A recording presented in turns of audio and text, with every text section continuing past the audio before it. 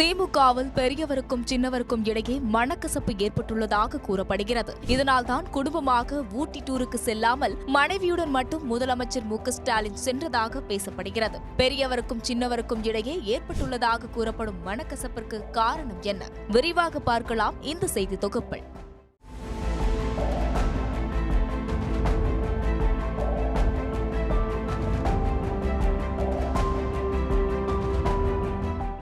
Meenakshi academy of higher education and research.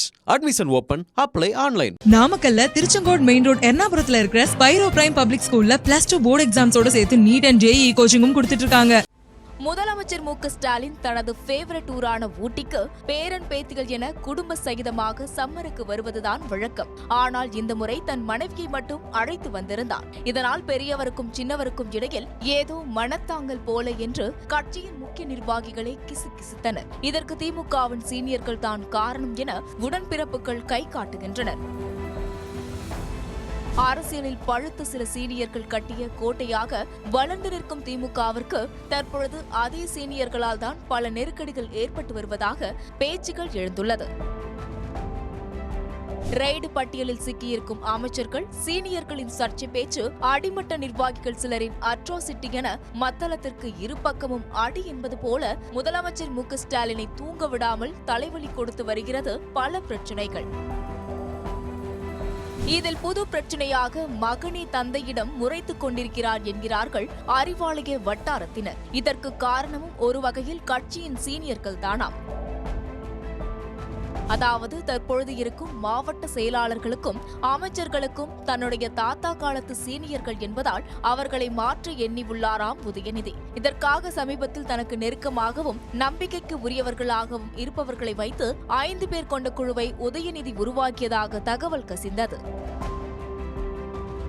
அந்த குழுவிற்கு Udhayanidhi assign செய்த வேளையோ மாசேக்கல் மற்றும் அமைச்சர்கள் மீது இருக்கும் புகார்கள், அதே மாவட்டத்தில் சிறப்பாக செயல்படும் இளைஞர் அணியின் குறித்த பட்டியலை திரட்டுவதுதான். அப்படி உதயநிதி கொடுத்த வேளையை கனகச்சிதமாக முடித்த அந்த 5 பேர் கொண்ட குழு மாவட்ட செயலாளர் பொறுப்புக்கும் அமைச்சர் பதவிக்கும் தகுதி உடைய இளைஞர் அணியினரின் பட்டியலையும் சில MLA-க்களின் பெயர்களையும் உதயநிதியிடம் கொடுத்ததாகவும் அவர் 6 மாதங்களுக்கு முன்பாக முதலமைச்சர் மு.க.ஸ்டாலினிடம் அந்த பட்டியலை காட்டியதாகவும் கூறப்படுகிறது.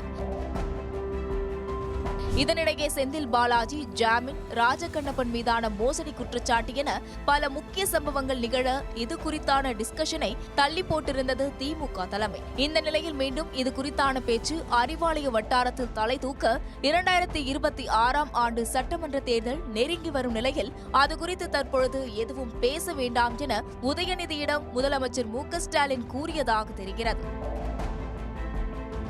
அமைச்சரவை மாற்றம் நிகழ்ந்தபோதும் சின்னவர் கை காட்டிய நபர்களுக்கு வாய்ப்பளிக்கப்படாததே இதற்கு சாட்சி என்கின்றனர் விவரம் அறிந்தவர்கள். தந்தை மகனிடையே ஏற்பட்டுள்ளதாக கூறப்படும் மனக்கசப்பால் 2026 சட்டமன்ற தேர்தலுக்காக வேலைகள் பாதிக்கப்படுமோ என உடன்பிறப்புகள் சோர்வில் உள்ளனர். இந்நிலையில் மகனின் பேச்சை கேட்டு அவர் கை காட்டும் நபர்களுக்கு முக்கிய பொறுப்புகளை திமுக தலைமை வழங்குமா? இதனால் சீனியர்கள் பலர் தங்களுடைய பதவிகளை இழப்பார்களா இல்லையா என்பதை பொறுத்திருந்துதான் பார்க்க வேண்டும். Meenakshi academy of higher education and research. Admission open. Apply online. நாமக்கல்ல திருச்செங்கோடு மெயின் ரோட் எர்ணாபுரத்துல இருக்கிற ஸ்பைரோ பிரைம் பப்ளிக் ஸ்கூல்ல +2 போர்டு எக்ஸாம்ஸோட சேர்த்து நீட் அண்ட் JEE கோச்சிங்கும் கொடுத்துட்டு இருக்காங்க.